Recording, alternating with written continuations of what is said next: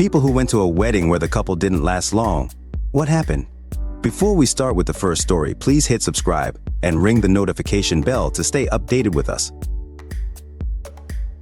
Story 1. The wedding was beautiful and the most expensive wedding I have even been to. The bride worked for a fashion designer in NYC and had 3 different dresses she wore during different parts of the wedding. They announced she was pregnant soon after the wedding, and unfortunately scans showed there were a few things wrong with the baby. The stress of the situation caused my cousin, the husband, to relapse and go back to his old heroin habit, which apparently she had no idea about. His drug use quickly spiraled, and he got fired from his job for stealing. And then his wife found out about it all and moved out to stay with her parents. Baby was born 100% healthy. Scans had got it wrong. He tried to quit drugs and make amends to her, but it was rocky, and she divorced him before their first anniversary. He dipped off for a few years doing drugs, then got sober and found out he had brain cancer.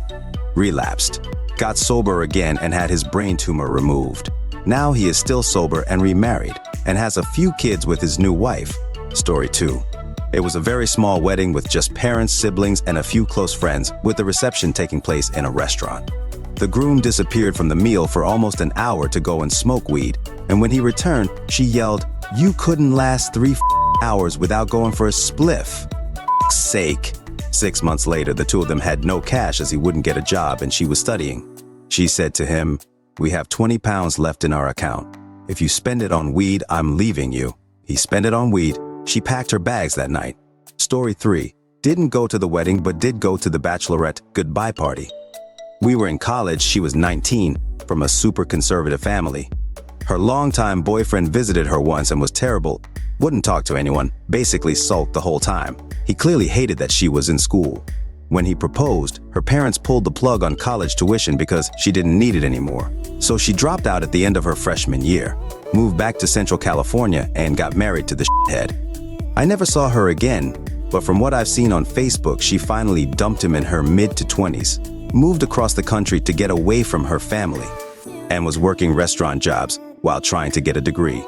We're in our 30s now, and she still seems pretty angry about everything she missed out on and how she was treated, but she's living her life on her own terms. Not a happy ending, but I'm happy for her. Story 4. When I was 12 or 13, I spent a summer with my aunt in another state to give my single mother a break, I guess. Back then I adored my aunt and just thought it was a fun, exciting summer getaway. Like camp or something.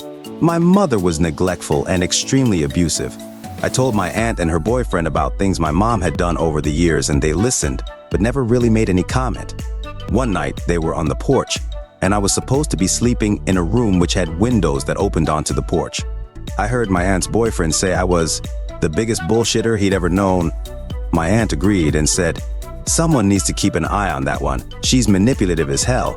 2 years later, I was in foster care because of the abuse, and because my mother simply disappeared. And to this day, 30 plus years later, I still think my family holds me responsible somehow. Not that I've spoken to any of them in several years. Story 5. Went to Singapore to attend a female friend's wedding with a Singaporean guy. She'd been so happy up until the actual wedding. My friends and I arrived like 3 days before the ceremony, and the wedding girl was visibly troubled when she met us. We just thought it was nerves and all that. Wedding day comes and she comes out in her full wedding gown with an absolute bitch face. Like I'm about to someone kind of bitch face. I'm not even kidding, lol. Never smiled once during the whole ceremony and the dinner. She loosened up a bit in the after party, and my GF went and asked if she was okay. She waved my GF away. Right after the wedding, she went back to Hong Kong for work, claiming there's shit she needs to do. Then COVID hit, and we're practically not allowed to travel anywhere for a year or two. We were worried about her marriage, but she was always rather evasive, not answering our questions or just shooting the shit whenever we talked about it. Our circle of friends learned not to ask about it anymore. Fast forward 5 years until now, it turns out that she never actually got married, lol. The ceremony and everything was a show. We gathered that the dude probably had another girlfriend in Singapore, and she only found out right before the wedding. But then she never said it out loud. Hinted it here or there with some close friends of hers. It's unreal. 6 or 7 of us, with a 4-year-old kid, flew to Singapore just to witness a show of a wedding, lol. Story 6. I was going to be best man at a friend's wedding. We got together the evening before the wedding, and all seemed well. Then, at 7:30 the next morning, I got a phone call from my friend. He said that the wedding was called off, and he would call and explain later. He didn't.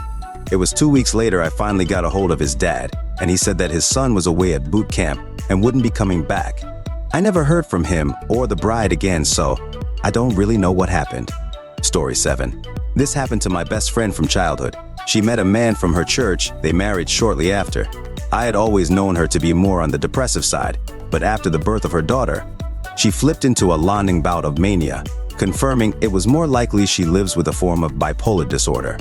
She went from religious to hyper-religious to anti-religion within a year, self-medicated with cannabis, which likely exacerbated a psychosis.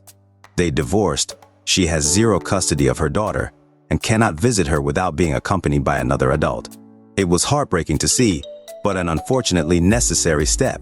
She's since moved, found a new partner, and is going through several trials of treatments so she can work towards being healthier for her daughter. Story 8. My cousin got married pretty early into a relationship in her early 20s. It was a very simple wedding as not much could be afforded. They had the grooms, 12-year-old cousin, be the photographer because I was a bridesmaid. When cutting the cake, my cousin fed the piece of cake to her new husband and did the usual little show but didn't make that big of a mess. It was his turn. He absolutely tried to smash it into my cousin's face. They got divorced. I can't remember how long after the wedding that was, but maybe at least a year later. Now she's remarried and seems very happy. They're on holiday right now. I'll be able to meet him in roughly 2 months. Story 9. My good friend and college roommate got married to his high school sweetheart as he was working through grad school. It was a beautiful wedding, but a few of us noticed the lack of enthusiasm on the face of the bride. Fast forward to the honeymoon, and he had planned fun little couples excursions for each day of the trip. She wouldn't go on any of them and insisted on staying in the room reading books. After the 3rd day of her staying in, he went to the pool bar and chatted with the bartender and other guests for a few hours before returning to the room. She accused him of drunkenly knocking her over during an attempted hug, followed by her ranting through tears about how she should never have married him. She booked an early flight home, and the annulment was already underway by the time he returned 2 days later.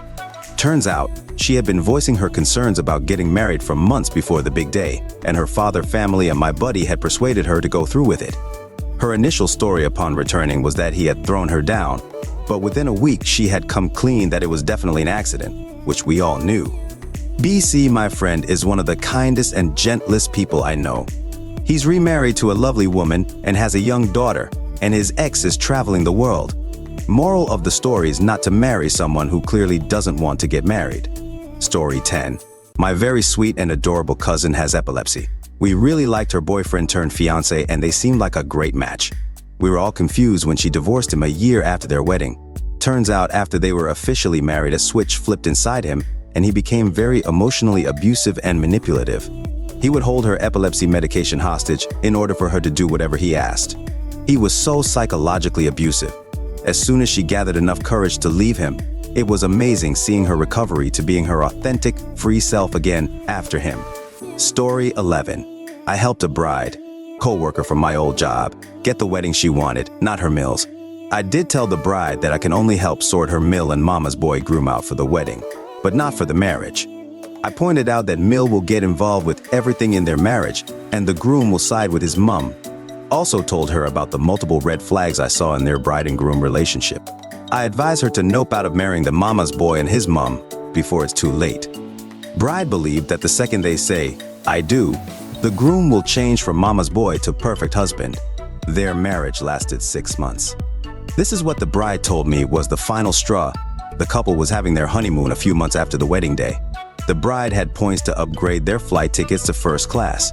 Bride was caught off guard by Mill being at the airport.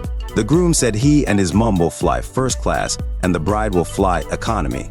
Then the groom said about their hotel arrangements. Him and his mum in a honeymoon suite and the bride in a cheap single bedroom. Story 12. It's me, I'm the couple. She started cheating on me like 3 months after the wedding that I can prove, but I'm pretty sure she was beforehand, at least emotionally. She cried at the altar, but not a sweet, happy cry. It seemed like a really upset, I'm about to make a big mistake cry. I remember thinking, this doesn't seem right, why is she crying like that? But she gave me no hints at second-guessing the whole wedding at all, so I literally had no clue until we were getting married. So we went through with it. She started cheating 3 months later. I found out about it 3 months after that, and we got divorced. Story 13. My ex-sister-in-law married a guy she hadn't known very long, and although that isn't any reliable indicator of how long a relationship will last, I found it very disturbing that the groom stood with his back turned toward his bride while she walked down the aisle. One of his groomsmen had to tap him on the arm and whisper in his ear that he was supposed to turn around when the wedding march started. She was maybe only 3 steps away from him when he finally turned around to see her. Less than a year later, he just came home from work one day and told her he had been with someone else since before they were married, and she had to leave. Story 14. Wedding was fine, but afterwards the groom got a job that required him to relocate. The bride would move over a bit later, and she, a daily emotional alcoholic, was already giving him shit for having a few female colleagues, and when she moves there, she wants to meet them, like she was really paranoid even though the groom is a decent, loyal guy. Getting closer to her moving to where he was based, I overheard her, already drunk again, talking unjustified smack about her husband to her friend over the phone, and was often quick to point out she'll divorce him for just about any scenario. Anyway, she moved in with him at their new place, and not long after they got divorced. She does some traveling for her work, and turns out she was f***ing her driver. Marriage didn't even last a few months. Story 15. Big expensive wedding. Wife wanted a baby. Father wanted to wait a little longer, but agreed the timing was pretty good for a baby. When the baby was there, the father did everything around the house and worked 60-70 hours per week on top of that. Wife cared for the baby, but was annoyed by it 4/7 and wanted to work again 2 months after birth. Father bent over backwards to allow her to start her job sooner than expected. Still wasn't happy and started a new job. Long story short, she started her new boss, and after a couple of months it came out. Divorce is through now, and she's with the new boss and now runs his small business with him. They constantly have expensive vacations, but struggle for money the whole year for everything. Ex-husband has spent the year reliving his 20s and having tons of fun and is genuinely a very good father. The fact that his ex-wife started bald, fat 50-year-old behind his back helped him lose all feelings for her. Alright folks, that's a wrap. If you like more of this, please hit the thumbs up and subscribe to the channel. You can also share your thoughts in the comment below. I'll see you in the next video.